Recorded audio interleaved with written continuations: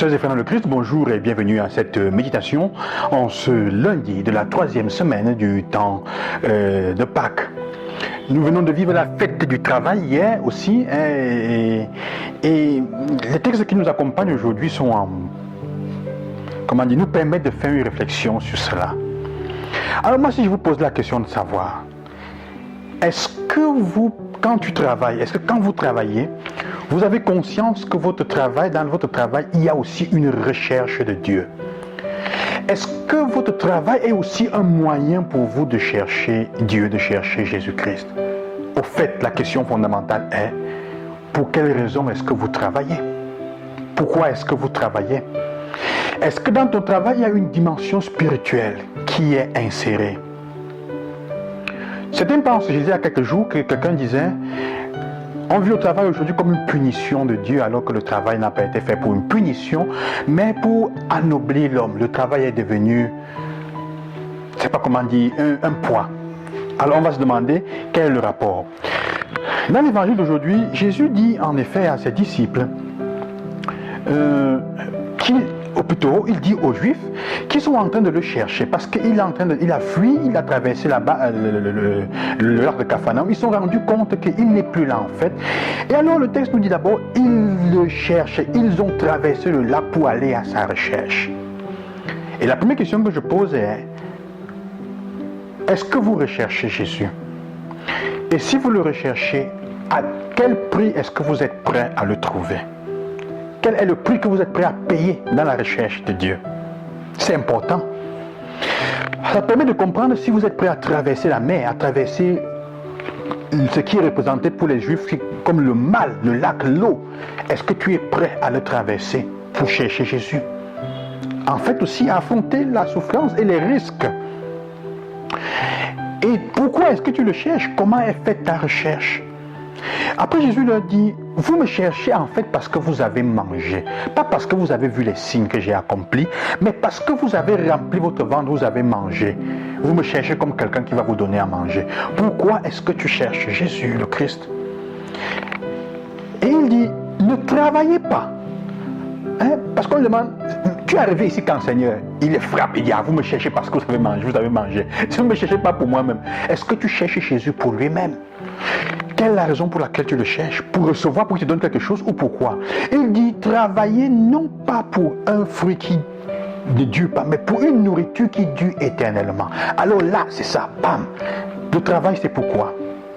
Quelle est la raison pour laquelle tu travailles? Est-ce que tu te rends compte que dans le travail, il y a une dimension spirituelle?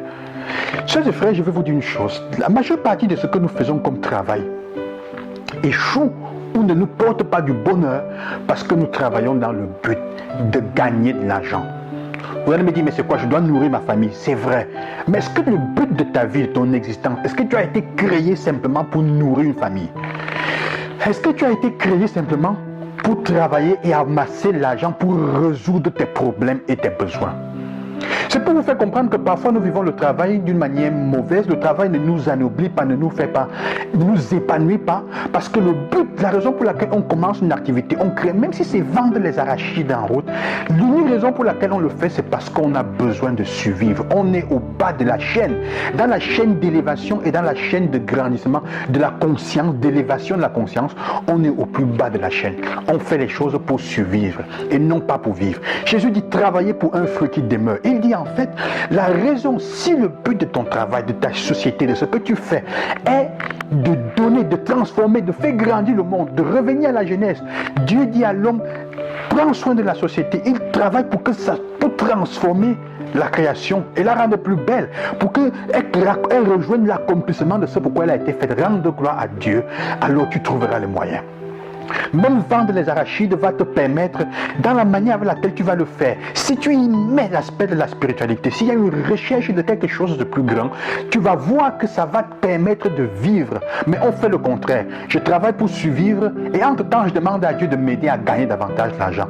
Mais peut-être que ce que tu es en train de faire, si tu te mettais à travailler pour quelque chose de plus grand, pour un fruit qui dure, ouvrir les portes du monde entier, alors ouvrir les portes de la foi, être témoin de l'amour de Dieu là où tu es avec cela, alors tu y trouverais de quoi vivre, bien pour vivre, et tu trouverais même un épanouissement.